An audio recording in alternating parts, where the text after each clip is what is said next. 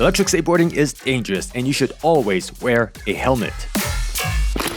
No matter how many times people say that, no matter how many posts appear on the interwebs about people ending up in the hospital, many people still choose to not wear a helmet. And to be completely honest, I sometimes don't wear a helmet either. No! God, please, no! But there are a number of things I do to lower my risk of injury. If you choose not to wear a helmet on your next ride, I hope you at least take these tips into consideration. Tip number 1.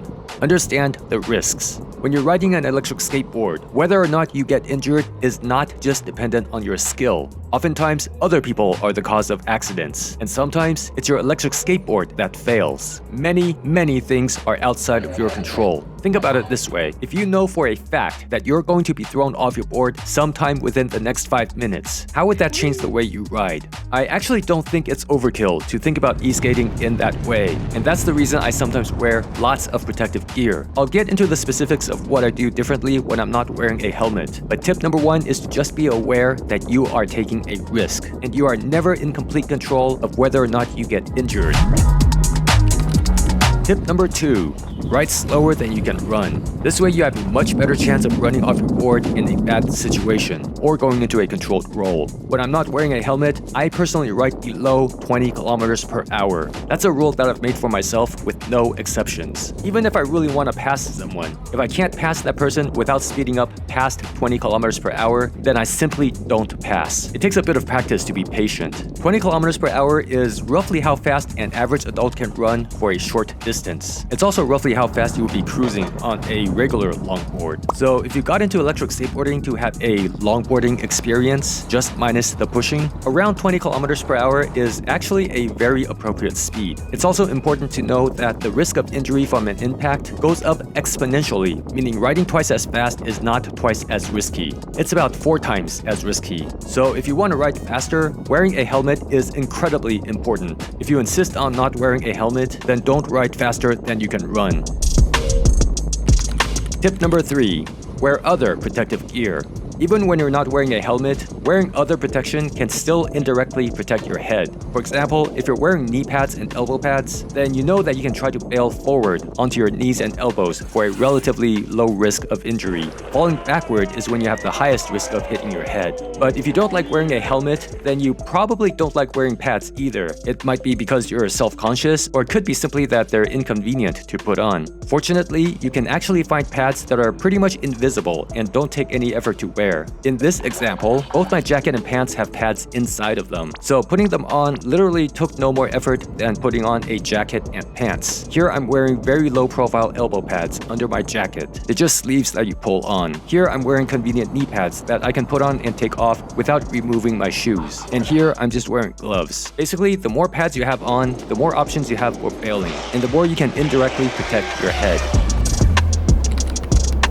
Tip number 4.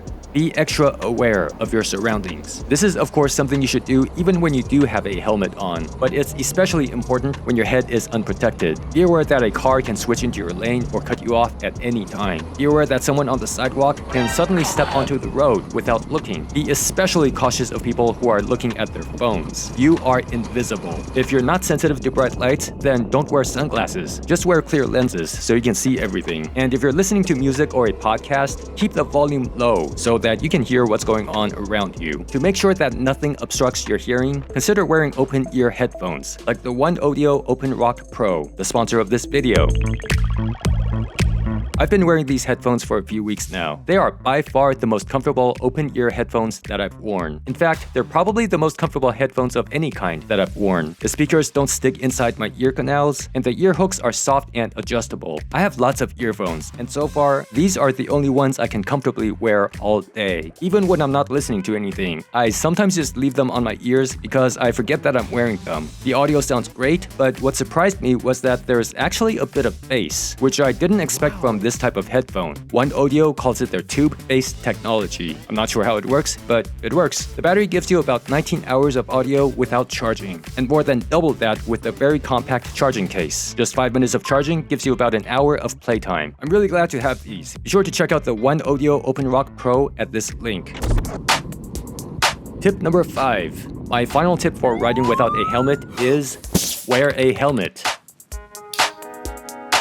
If you're a beginner to electric skateboarding, you really should be wearing a helmet while you gain experience points during your first few hundred or so kilometers. In fact, I would even suggest that you don't ride without a helmet before you've experienced falling off the board and hitting your head with a helmet. Because if that's never happened to you before, then you have zero experience in that kind of situation and zero appreciation for the danger you're putting yourself in. Just to be clear, wearing a helmet is not a sign that you're a beginner. Andy Anderson, one of the best skateboarders ever, famously always wears a helmet.